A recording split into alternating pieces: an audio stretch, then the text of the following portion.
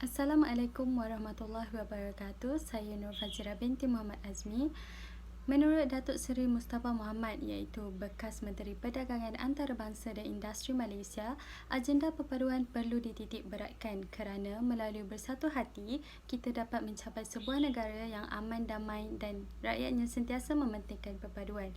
Namun begitu, perasaan prasangka dan ketidakpuasan hati antara pelbagai kaum adalah perkara yang tidak dapat dielakkan. Begitu juga di Malaysia, di mana terdapat beberapa konflik yang berlaku antara isu sensitiviti kaum.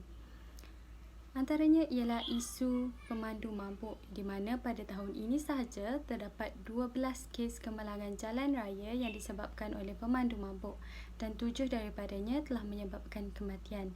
Hal ini menyebabkan rakyat terutamanya kaum Melayu menuding jari terhadap kaum yang mengamalkan pengambilan alkohol sebagai punca kepada kehilangan banyak nyawa. Manakala pada tahun 2019 pula, isu pembelajaran tulisan Jawi di sekolah vernakular telah memuncak apabila satu persatuan, Donzon, telah menghantar memorandum untuk menolak pembelajaran tersebut.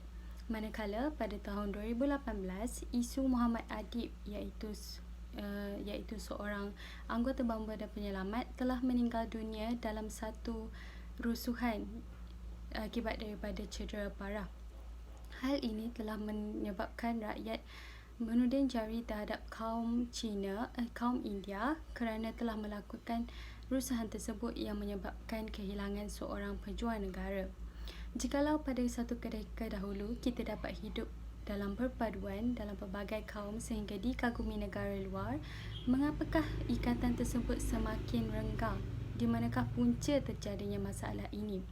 Disebabkan terdapat berbagai persoalan di minda kami maupun orang ramai, kami telah melakukan satu penyelidikan dalam kalangan rakyat Malaysia untuk mendapatkan pendapat mereka mengenai masalah ini. Objektif kajian kami ialah untuk mengetahui tahap pengetahuan rakyat Malaysia mengenai isu sensitiviti perkauman di Malaysia. Kedua, untuk menganalisis faktor-faktor yang menyebabkan tercetusnya masalah isu sensitiviti perkauman di Malaysia. Ketiga adalah untuk menentukan sama ada usaha untuk memupuk perpaduan antara pelbagai kaum di negara Malaysia perlu dipertingkatkan atau dikekalkan.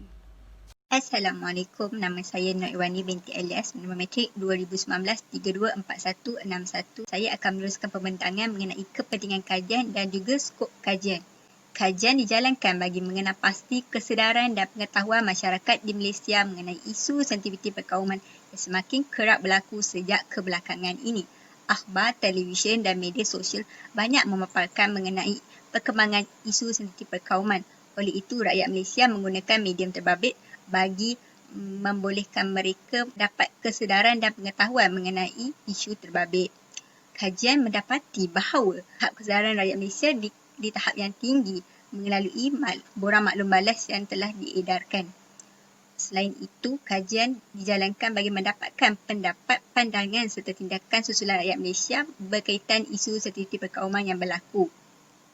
Responden kebanyakannya dapat menjawab dengan yakin dan memberikan pendapat serta cadangan bahawa mereka akan mengambil tindakan yang sewajarnya apabila berhadapan dengan isu sensitiviti perkauman yang berlaku.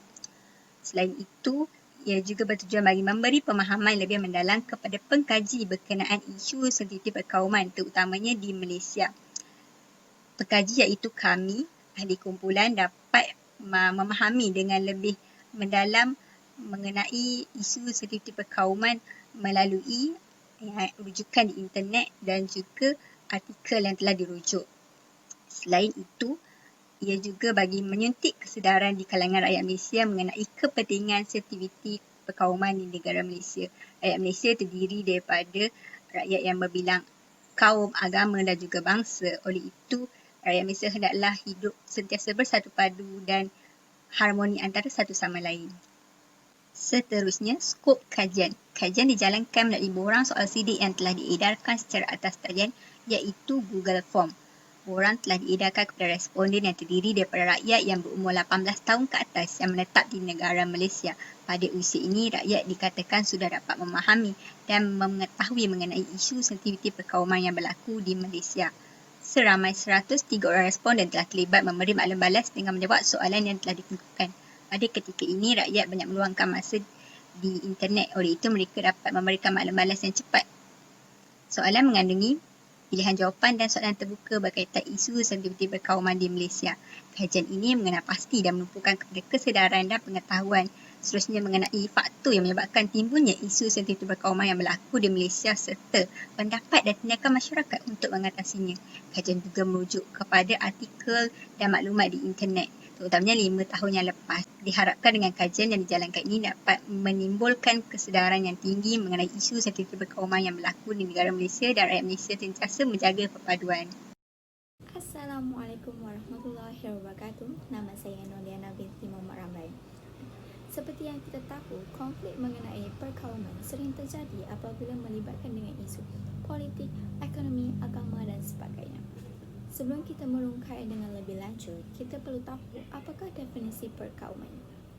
Berdasarkan laman web rasmi Kementerian Kesihatan Malaysia, perkauman adalah kepercayaan bahawa kemampuan dan ciri-ciri yang dikaitkan dengan manusia adalah berdasarkan kaum dan sesetengah kaum itu lebih tinggi kedudukannya dari yang lain. Di dalam kamus online Oxford mendefinisikan perkauman sebagai prejudis, diskriminasi atau pertentangan yang ditujukan kepada seseorang atau kaum lain berdasarkan kepercayaan bahawa kaum mereka sendiri lebih tinggi statusnya.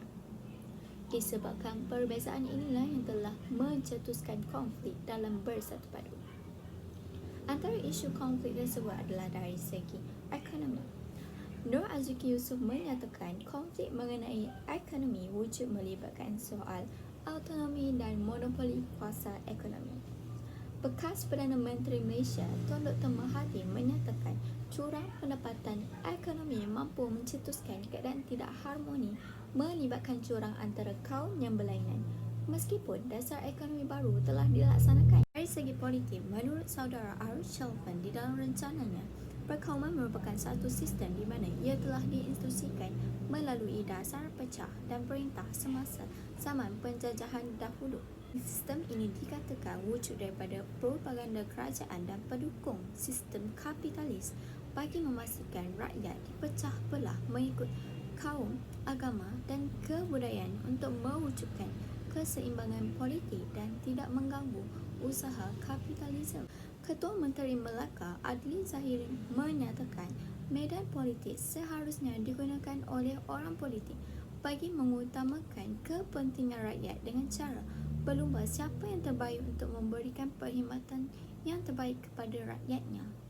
Bagi isu agama, menurut penyelidikan Profesor Datin Dr. Azizan Baharudin, kepelbagaian agama merupakan salah satu cabaran utama dalam menjayakan pembangunan negara ke arah status negara maju. Datuk Dr. Husamuddin Yaakob berpendapat suasana hubungan kaum dan agama di Malaysia semakin parah. Contohnya isu tulisan Jawi dan Tanglung di antara kaum Cina dan Melayu. Isu ini hangat diperkatakan membawa maksud penyebaran agama.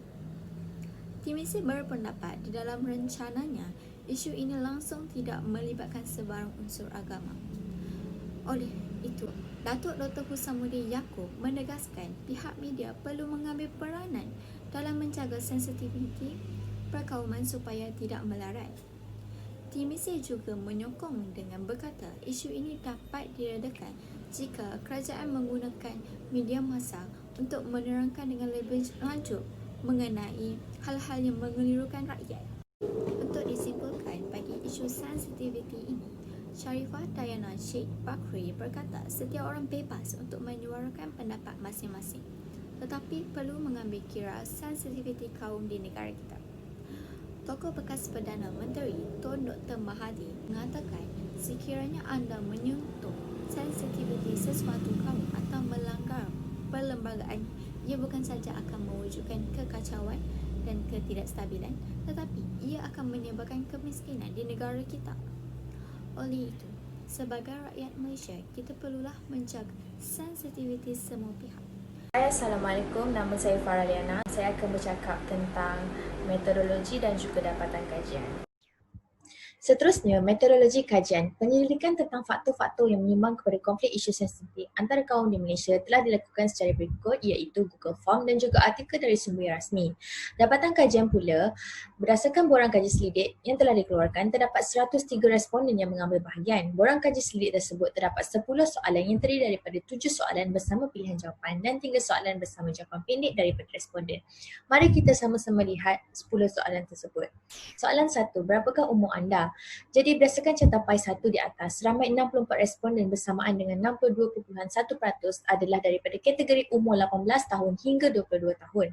Seterusnya, soalan 2, adakah anda menyedari tentang isu sensitiviti perkauman di Malaysia? Jadi, sebanyak 98.1% responden menyedari tentang isu sensitiviti yang berlaku di Malaysia.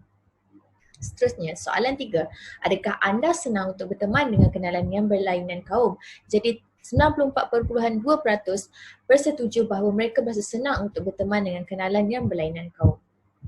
Manakala soalan 4, ia adalah soalan pandangan dan pengetahuan anda tentang keadaan semasa yang manakah pilihan menjadi faktor utama sensitiviti isu perkauman yang berlaku di Malaysia. Seperti yang anda lihat, 52.4% memilih bahawa politik merupakan majoriti tertinggi yang dilakukan oleh responden.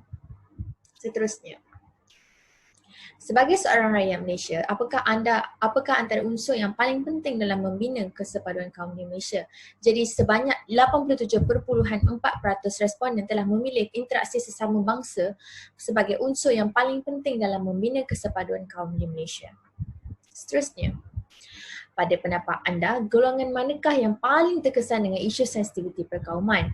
Sebanyak 0% responden berpendapat bahawa golongan dewasa merupakan yang paling tertinggi. Seterusnya, sebagai rakyat Malaysia, adakah anda bersetuju bahawa perpaduan antara kaum di negara ini telah tercapai? Boleh kita lihat 64.1% responden mendahului dengan tidak bersetuju bahawa perpaduan antara kaum di negara telah tercapai. Seterusnya, bagi pendapat anda, apakah jurang ekonomi antara kaum di Malaysia adalah tinggi? Jadi sebanyak 29.1% responden berpendapat bahawa jurang ekonomi antara kaum di Malaysia adalah sangat tinggi. Itu benar dan ianya disebabkan perbezaan antara kaum atau bangsa yang terdiri daripada Melayu, India dan juga Cina. Soalan 9, pada pendapat anda, adakah negara kita masih ada harapan untuk bersatu padu antara satu sama lain? Jadi majoriti responden berpendapat bahawa masih ada harapan untuk bersatu padu antara satu sama lain. Jadi soalan yang terakhir iaitu soalan 10, apakah tindakan anda jika anda terlihat beberapa pihak yang tidak menjaga sensitiviti perkauman? Jadi majoriti responden akan menasihati secara baik pihak yang tidak menjaga sensitiviti perkauman tentang pentingnya adat perkauman dan pentingnya hidup dalam keadaan yang harmoni untuk kesejahteraan bangsa dan negara. Terima kasih. Secara keseluruhannya, kita sedia tahu Malaysia merupakan sebuah negara yang unik kerana terdiri daripada masyarakat berbilang kaum. Perpaduan antara kaum amatlah penting untuk mencapai status negara maju dan membentuk bangsa Malaysia yang bersatu padu dan harmonis. Oleh itu, sebagai rakyat Malaysia, kita perlulah menjalankan tanggungjawab dalam menjaga sensitiviti perkauman. Berdasarkan 103 responden di Google Form, ternyata ramai yang sudah mengetahui sensitiviti perkauman.